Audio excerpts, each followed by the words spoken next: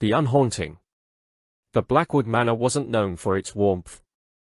It was a sprawling Victorian monstrosity, its skeletal frame clawing at the ever-greying sky. But lately, even for Blackwood, things were different. The usual repertoire of groans, rattling chains, and spectral whispers had become muted. A hollow silence had settled on the dusty halls. Inside the cobweb-draped library, a portrait of a stern-faced woman, Agnes Blackwood, watched with a growing unease. Her spectral form flickered faintly.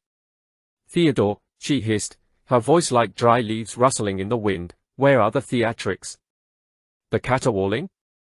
Where's the good, old-fashioned haunting?" A disembodied chuckle echoed from the corner.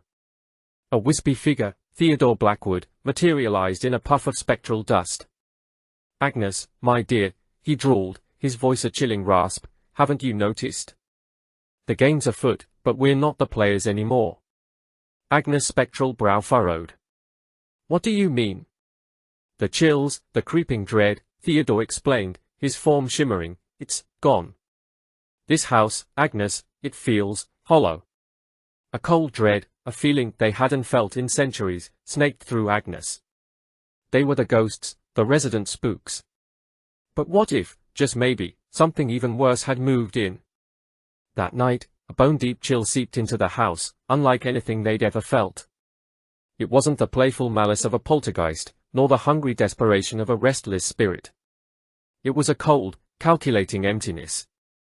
Objects moved on their own, doors slammed shut with a chilling finality, yet no spectral form could be seen.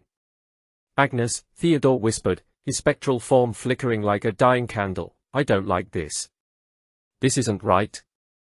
They huddled together, a pathetic sight, two ghosts afraid of the dark. The house, once their playground of terror, had become their prison. Then, a voice, cold and devoid of warmth, echoed through the halls. "This structure," it rasped, "lacks the necessary disper." Agnes and Theodore exchanged a horrified look. This new presence wasn't here to scare, it was here to consume. To drain the very essence of fear from the house, leaving it a hollow shell. With a desperate cry, Agnes and Theodore combined their spectral energies, a pitiful defense against the encroaching darkness. They were ghosts, yes, but they were also protectors of Blackwood Manor. And even in the face of an unknown terror, they wouldn't let their home, their very existence, be devoured. The battle raged through the night. The house groaned, its timbers straining under the unseen weight. Agnes and Theodore fought valiantly, their combined terror a meager shield against the overwhelming emptiness. But slowly, ever so slowly, their spectral forms flickered, their ethereal voices grew fainter. As dawn broke, casting a pale light on the dusty halls, the silence returned. A hollow, absolute silence.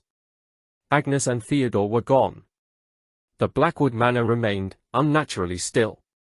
The creature, its purpose fulfilled, had moved on, leaving behind a hollow shell.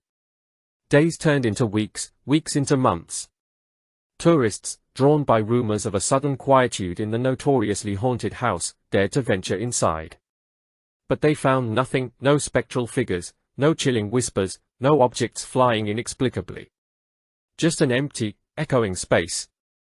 One day, a young couple, Sarah and Michael, bought Blackwood Manor, drawn by its morbid charm. They spent months renovating, determined to create a home amidst the decay. As they worked, an unsettling feeling grew within them. An absence, a hollowness that gnawed at the edges of their minds. One night, as Sarah sat alone by the fireplace, a book forgotten in her lap, she felt a cold touch on her shoulder. A faint, almost inaudible whisper reached her ears. "Help us," it rasped. She whirled around, but there was nothing there. Sarah dismissed it as fatigue, yet the emptiness intensified. Michael, too, felt it, a chilling.